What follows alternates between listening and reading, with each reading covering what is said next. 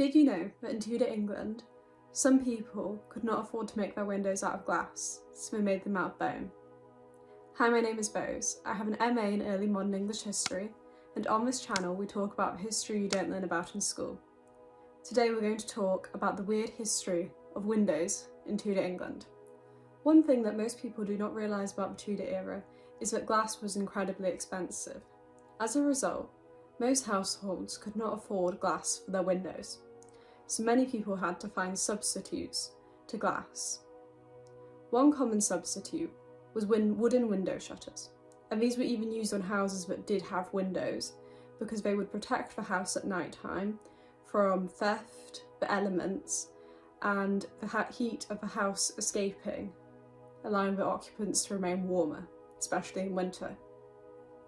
Another alternative for window glass was animal bone or horn that had been thinly sliced and made into window panes to be put into the windows. This would protect the house to an extent from the wind and rain and possibly even snow in the English winter. Another common alternative was linen that had been soaked in linseed oil to toughen and strengthen it and then been put into the windows. Again, this offered some protection from the elements, but it would not have been the same level as glass windows. Why was glass so expensive then in Tudor England?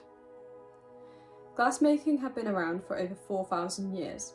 However, the techniques to make glass in the Tudor era were still very labour-intensive and time-consuming, making it expensive because of the skill required to make it.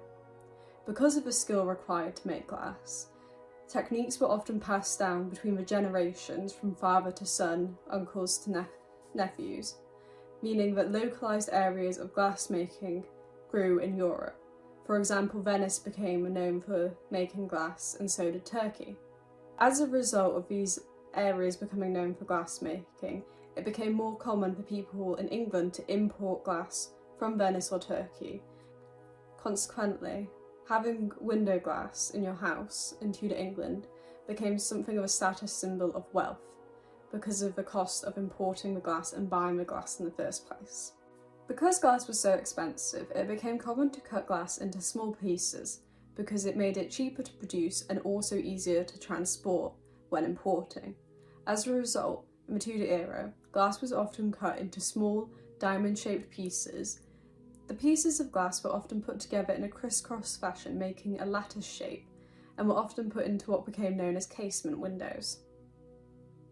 In fact, glass was so expensive in the Tudor era that even when some of the richest families in the country moved houses, they would take the glass from their windows with them so that they did not have to buy the glass twice in case the property they were moving to did not have windows.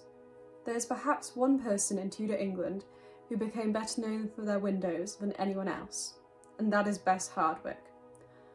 Initially known as Elizabeth Cavendish, later as Elizabeth Talbot, Countess of Shrewsbury, who became better known as Bess Hardwick, was widowed 4 times, and by the time her fourth husband died, Bess had accumulated a staggering amount of inheritance from her late husbands. Bess used this inheritance to go back to where she grew up and build Hardwick Hall.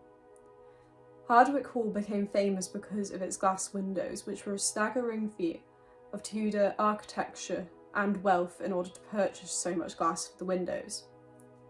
As a result, Hardwick Hall became known as Hardwick Hall, more glass than wall, and it became a massive statement of Bess's wealth in her final years. Thank you for watching today's video on the weird history of Tudor window glass. And if you want to learn some more really random, really weird history, make sure you check out the playlist attached to the end of this video called Pocket Size History, where you learn some more really random, really interesting history in under 10 minutes. That's all for now, and I'll see you next week. Thank you for watching. Bye!